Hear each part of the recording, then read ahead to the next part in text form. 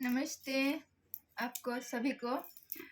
तो आज बाबा गए थे जंगल से ये लाए। ये आप कमेंट में बताना ज़रूर। इसको तो हम उड़िया में कुरकुटी बोलते हैं, हो में हाउ बोलते हैं, और ये चटनी बना करके हम सब खाते हैं।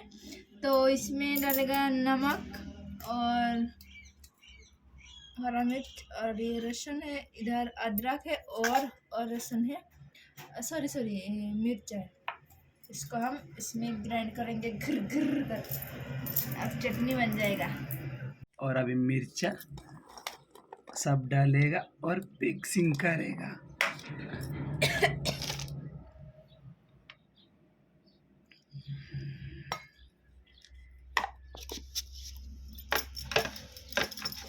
ये देखो, इतनी मिर्ची सब तो दिखाई दे रहा है।